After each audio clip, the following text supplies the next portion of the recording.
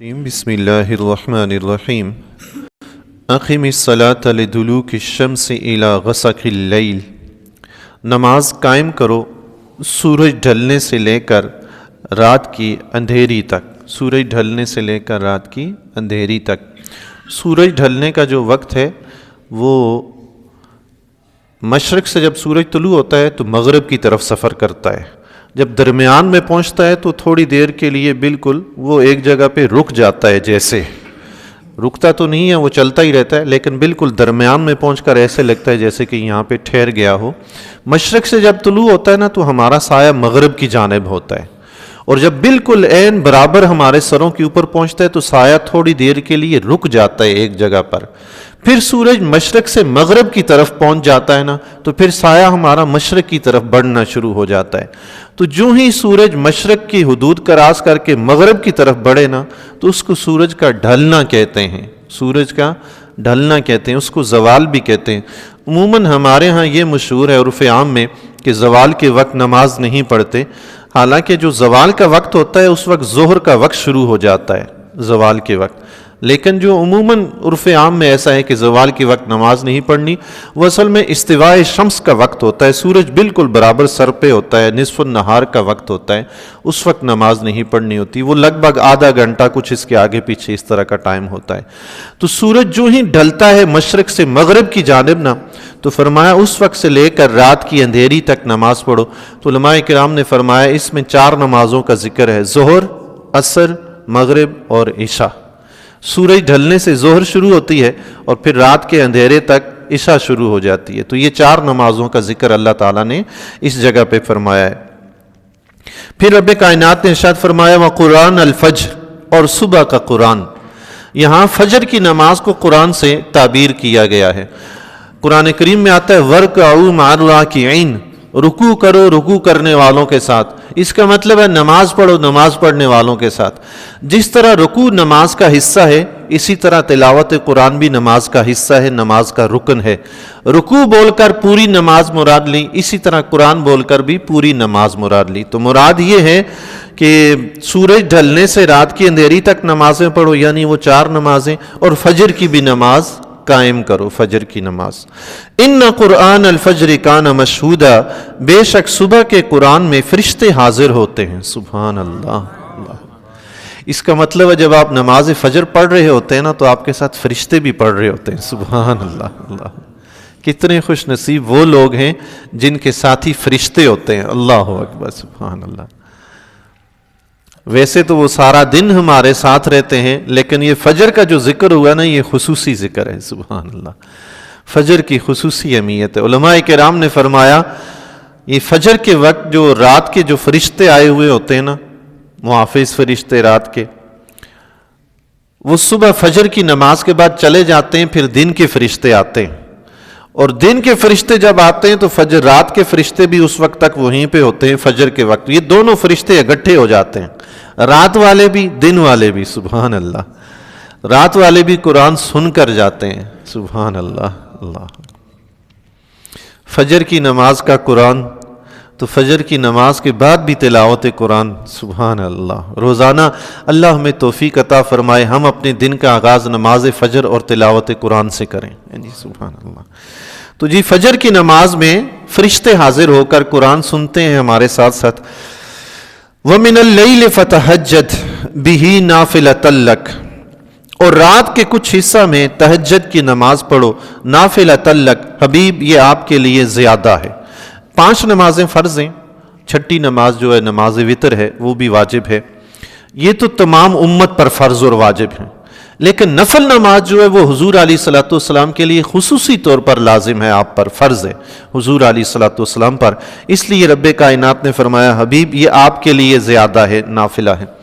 حدیث شریف میں آتا ہے کہ آقا علیہ الصلوۃ والسلام نے فرمایا جنت میں ایک محل ہے جس کا باہر کا حصہ اندر سے نظر آتا ہے اور اندر کا حصہ باہر سے نظر آتا ہے۔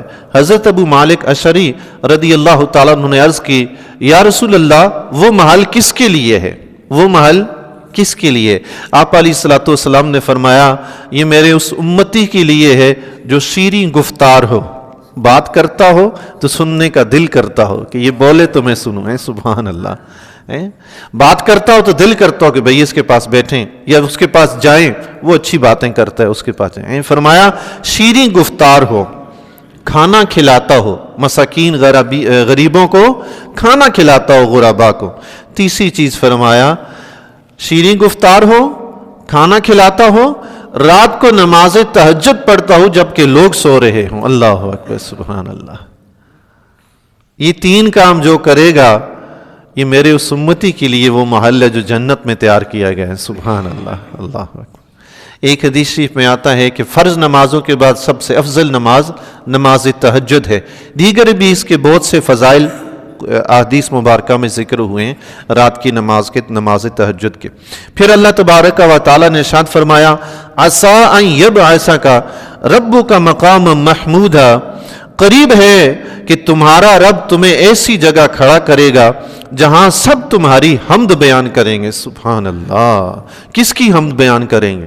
حبیب علیہ الصلوۃ والسلام کی. اللہ تعالیٰ نے حضور علیہ الصلوۃ والسلام سے فرمایا حبیب ان قریب آپ کا رب آپ کو مقام محمود پر کھڑا کرے گا. سبحان اللہ.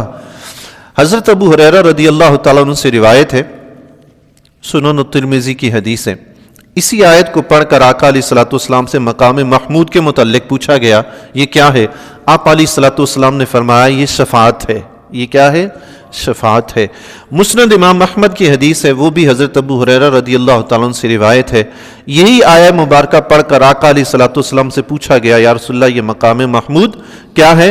تو آپ علیہ الصلوۃ والسلام نے فرمایا یہ وہ جگہ ہے جہاں میں اپنے امت کی شفاعت کروں گا. سبحان اللہ. یہ وہ جگہ ہے جہاں میں اپنی امت کی شفاعت کروں گا. ایک حدیث شریف میں آتا ہے آقا علیہ الصلوۃ والسلام نے قرآن کریم میں اللہ تعالیٰ نے حضرت ابراہیم علیہ السلام کا بھی قول مبارک اور حضرت عیسیٰ علیہ السلام کا بھی قول مبارک ذکر فرمایا ہے. ابراہیم علیہ السلام کا قول مبارک ہے فَمَن تَابِعَنِي فَإِنَّهُ مِنِّي وَمَنْ عَصَانِي فَإِنَّكَ غَفُورٌ رَحِيمٌ. حضرت ابراہیم علیہ السلام نے رب کی بارگاہ میں یوں دعا فرمائی اے اللہ جو میری اتباع کرے وہ مجھ سے ہے, جو میری نافرمانی کرے تو بخشنے والا رحم فرمانے والا ہے, تیری مرضی اگر تو معاف فرما دے تو تیرا کرم ہی کرم ہے. حضرت عیسیٰ علیہ السلام نے فرمایا ان تعذبہم فإنہم عبادک, اے اللہ اگر تو انہیں عذاب دے تو یہ تیرے بندے ہیں, تو مالک ہے, اپنے بندوں کو جیسے چاہے ان کے ساتھ سلوک کرے. ان تعذبہم فإنہم عبادک, اگر تو انہیں عذاب دے تو یہ تیرے بندے ہیں. وَإِن تَغْفِرْ لَهُمْ فَإِنَّكَ أَنْتَ الْعَزِيزُ الْحَكِيمُ, اور اگر تو انہیں بخش دے تو غالب حکمت والا ہے. مولا تو گناہگاروں کو بخش دے تو تجھے کون پوچھنے والا ہے؟ فَإِنَّكَ أَنْتَ الْعَزِيزُ الْحَكِيمُ, بے شک تو غالب حکمت والا ہے. آقا علیہ الصلوۃ والسلام نے ابراہیم علیہ السلام کا بھی قول مبارک پڑھا, عیسیٰ علیہ السلام کا بھی قول مبارک پڑھا. پھر آقا علیہ الصلوۃ والسلام نے اپنی امت کو بے یار و مددگار نہیں چھوڑا. اسی وقت اللہ کی بارگاہ میں ہاتھ اٹھائے اور آقا علیہ الصلوۃ والسلام نے فرمایا امتی امتی ثم بقا. آپ علیہ الصلوۃ والسلام نے فرمایا اے میرے رب میری امت میری امت, اور آقا علیہ الصلوۃ والسلام نے زار و قطار رونا شروع کر دیا. اللہ اکبر. اپنی امت کے لیے رونا شروع کر دیا. دنیا میں بھی آقا علیہ الصلوۃ والسلام اپنی امت کے لیے روتے رہے, میدان محشر میں بھی اپنی امت کے لیے روئیں گے. اللہ کون ہے جی ایسا اتنا فریاد رس, اتنا مددگار, غم گسار, اتنا کون ہے آپ نے سوا جس کو دوسروں کی فکر لگی ہوئی ہو؟ اللہ اکبر. اللہ تبارک و تعالیٰ نے جب اپنے پیارے حبیب علیہ الصلوۃ والسلام کو اپنی امت کے لیے روتے ہوئے دیکھا تو حضرت جبریل علیہ السلام سے فرمایا یا جبریل اذهب الى محمد فقل له انا سنرضيك في امتك ولا نسوك. اے جبریل فوراً جاؤ میرے حبیب محمد عربی کے پاس, ان سے کہو ہم آپ کی امت کے معاملے میں آپ کو راضی کر دیں گے, ناراض نہیں کریں گے. سبحان اللہ. اللہ اتنے روتے ہیں حبیب, ہم آپ کی امت کے معاملے میں آپ کو راضی کریں گے, ناراض نہیں کریں گے. سبحان اللہ. آقا علیہ الصلوۃ والسلام نے فرمایا ہے کہ اگر رب نے مجھے راضی ہی کرنا ہے تو میں اس وقت تک راضی نہیں ہوں گا جب تک میری ساری امت جنت میں نہ چلی جائے. سبحان اللہ. اللہ جب تک میری ساری امت جنت میں نہ چلی جائے. یوں حضور علیہ الصلوۃ والسلام قیامت کے دن اپنی امت کی شفاعت فرمائیں گے. میدان محشر میں جو ہے 1000 سال کا وہ دن ہوگا. دن ایک ہی ہوگا جو دنیا کے 1000 سال دن کے برابر ہوگا، وہ 1000 سال دن کا ایک دن ہوگا۔ اس وقت سارے لوگ کھڑے ہوں گے، بیٹھنے کی کوئی جگہ نہیں ہوگی، سب کھڑے ہوں گے اور اپنے اپنے پسینے میں سرابور ہوں گے، سورج بالکل سروں کے اوپر قریب ہوگا۔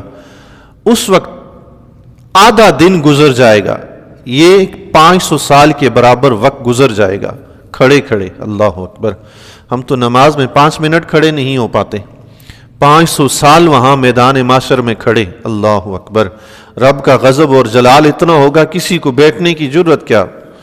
استغفر اللہ، اللہ تعالیٰ اپنی حفظ و امان میں رکھے۔ یوں 500 سال گزر جائیں گے، لوگ اتنے پریشان ہو جائیں گے، اتنے اکتا جائیں گے، تنگ ہوں گے، وہ حتیٰ کہ یہ آرزو کریں گے کہ کاش حساب ہو ہمارا، اگرچہ ہمیں جہنم میں ہی بھیج دیا جائے، ہم یہاں سے تو جان چھوٹے، اتنے تنگ ہو جائیں گے۔ 500 سال کے بعد لوگ انبیاء علیہم السلام کی طرف دوڑیں گے شفاعت کروانے کے لیے۔ حضرت آدم علیہ السلام کی بارگاہ میں پہنچیں گے۔ مختلف احادیث مبارکہ میں مختلف طریقے سے روایات آئی ہیں۔ ایک حدیث شریف میں آتا ہے کہ آدم علیہ السلام کے پاس جا کر پہنچیں گے، عرض کریں گے ہمارے لیے شفاعت فرمائیے۔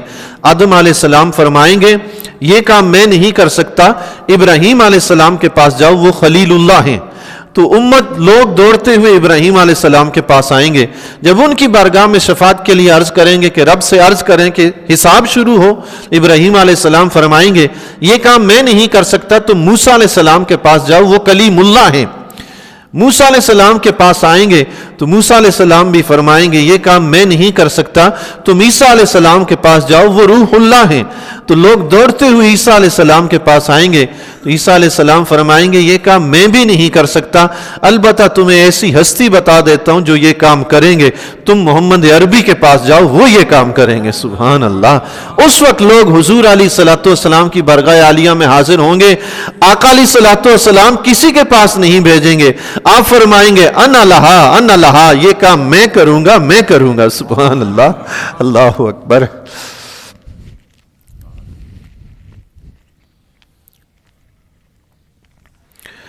سوچنا یہ ہے جی، جب یہ کام حضور علیہ الصلوۃ والسلام نے ہی کرنا تھا تو اللہ تعالیٰ نے دیگر انبیاء کا بھی ذکر ہے، دیگر احادیث مبارکہ میں تمام انبیاء کا ذکر ہے، تو یہ لوگ آدم علیہ السلام سے کیوں شروع کریں گے؟ آخر میں حضور علیہ الصلوۃ والسلام کے پاس آئیں گے۔ رب کائنات اپنے حبیب کی شان دکھانا چاہتا ہے کہ دیکھو آج میری بارگاہ میں کسی کو بات کرنے کی ہمت نہیں ہے، میرے حبیب بات کریں گے۔ اللہ، اس وقت آقا علیہ الصلوۃ والسلام بارگاہ الہی میں حاضر ہو کر سجدہ ریز ہوں گے۔ آقا علیہ الصلوۃ والسلام نے فرمایا رب کریم مجھے اس وقت ہم کے وہ کلمات سکھائے گا جو آج میرے پاس موجود نہیں ہے، آج مجھے مستحضر نہیں ہے، لیکن اس وقت رب کریم مجھے الہام فرمائے گا، میں ایسے کلمات سے رب کریم کی حمد و ثنا بیان کروں گا جو آج تک نہیں کی گئی۔ پھر رب کریم ارشاد فرمائے گا ارفع رأسک یا محمد، اے محمد عربی اپنا سر اٹھاؤ۔ سبحان اللہ، اپنا سر اٹھاؤ، سجدے سے سر اٹھاؤ۔ قل یسمع لک، حبیب آج کو ہو آپ کی بات سنی جائے گی۔ سل توتا، حبیب مانگو تمہیں عطا کیا جائے گا۔ اللہ اکبر۔ وشفا تشفا، حبیب شفاعت کرو آپ کی شفاعت قبول کی جائے گی۔ سبحان اللہ۔ یہ روایت بخاری کی بھی ہے اور مسلم کی بھی ہے، دونوں کتابوں میں یہ روایت موجود ہے، بخاری اور مسلم میں۔ آقا علیہ الصلوۃ والسلام، یہ پہلی شفاعت ہوگی حضور علیہ الصلوۃ والسلام کی، اس کو شفاعت کبریٰ کہتے ہیں۔ اس شفاعت کا فائدہ حضور کی امت کو بھی ہوگا، کافروں کو بھی ہوگا۔ اللہ اکبر۔ حضور کی اس شفاعت کے بعد حساب شروع ہوگا، اور اس شفاعت کا فائدہ کافروں کو بھی ہوا، مسلمانوں کو بھی ہوا کہ حساب کے انتظار میں مرے جا رہے تھے، حساب ہی شروع نہیں ہو رہا تھا جی۔ اس کو شفاعت کبریٰ کہتے ہیں، اسی کو مقام محمود کہتے ہیں۔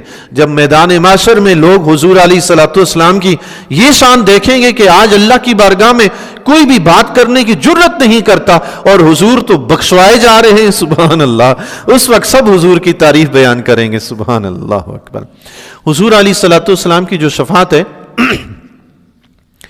علامہ قاضی ایاز رحمۃ اللہ تعالی علیہ نے اس کے 5 قسم کی شفاعت ذکر فرمائی ہے۔ فرمایا پہلی شفاعت تو حضور علیہ الصلوۃ والسلام کی یہ ہوگی جسے شفاعت کبریٰ کہتے ہیں۔ اس شفاعت سے تمام لوگوں کا حساب کتاب شروع ہوگا۔ دوسری شفاعت حضور علیہ الصلوۃ والسلام کی یہ ہوگی کہ آپ علیہ الصلوۃ والسلام کی شفاعت کی وجہ سے آپ کی امت میں سے ایک گروہ ایسا ہوگا جسے اللہ تعالیٰ بغیر حساب کے جنت میں بھیجے گا، سبحان اللہ، حضور کی شفاعت سے۔ دوسری شفاعت حضور علیہ الصلوۃ والسلام کی یہ ہوگی کہ لوگ جو گناہگار مسلمان ہیں جنہیں جہنم میں جانے کا حکم ہو گیا ہوگا، آقا علیہ الصلوۃ والسلام شفاعت فرمائیں گے، اللہ تعالیٰ ان جہنمیوں کو بھی جنت میں بھیج دے گا، سبحان اللہ۔ چوتھی شفاعت حضور علیہ الصلوۃ والسلام کی یہ ہوگی کہ اللہ کے حکم سے جو مسلمان جہنم میں چلے گئے ہوں گے عذاب کے لیے، حضور علیہ الصلوۃ والسلام کی شفاعت سے وہ تمام مومنین جہنم سے نکال کر جنت میں بھیج دیے جائیں گے۔ یوں جہنم میں کوئی بھی مومن باقی نہیں رہے گا، سارے کے سارے جنت میں تشریف لے جائیں گے، سبحان اللہ۔ پانچویں شفاعت حضور علیہ الصلوۃ والسلام کی اہل جنت کے لیے ہوگی، اہل جنت کے درجات کی بلندی کے لیے، سبحان اللہ۔ کسی کو اس کے نیک اعمال کے سبب جو مقام ملا ہے، آقا علیہ الصلوۃ والسلام اللہ تعالیٰ کی بارگاہ میں اس کے لیے شفاعت فرمائیں گے، اللہ تعالیٰ اس کو جنت میں اس سے بلند مقام عطا فرما دے گا، سبحان اللہ۔ تو حبیب علیہ الصلوۃ والسلام یہ 5 طرح کی قیامت کے دن شفاعت فرمائیں گے۔ پہلی شفاعت کبریٰ جو ہوگی جس سے حساب شروع ہوگا، اس کے بعد اللہ تبارک و تعالیٰ کی اجازت سے دیگر انبیاء علیہ السلام بھی اپنی اپنی امت کی شفاعت فرمائیں گے، اور حضور علیہ الصلوۃ والسلام کی امت سے صحابہ کرام، تابعین، تبع تابعین، اولیاء کرام، علماء کرام، صلحاء کرام، نیک لوگ اپنے اپنے لوگوں کی، اپنے اپنے پیاروں کی، جان پہچان والوں کی شفاعت کریں گے، اور اللہ تعالیٰ سب کی شفاعت قبول فرمائے گا۔ اللہ تبارک و تعالیٰ سے دعا ہے اللہ تعالیٰ قیامت کے دن اپنے پیارے حبیب علیہ الصلوۃ والسلام کی تمام امت کو حضور علیہ الصلوۃ والسلام کی شفاعت سے بہرمند فرمائے۔ حدیث شریف میں آتا ہے اذان کے بعد جو دعا پڑھی جاتی ہے، اللہم رب ھذہ الدعوۃ التامہ، اذان کے بعد یہ جو دعا پڑھی جاتی ہے، اس میں مقام محمود کا بھی ذکر آتا ہے۔ حضور علیہ الصلوۃ والسلام نے فرمایا جو شخص اذان کے بعد یہ دعا پڑھے گا، قیامت کے دن اس کے لیے میری شفاعت واجب ہوگی، سبحان اللہ۔ اللہ تبارک و تعالی ہمیں یہ دعا بھی پڑھنے کی توفیق عطا فرمائے۔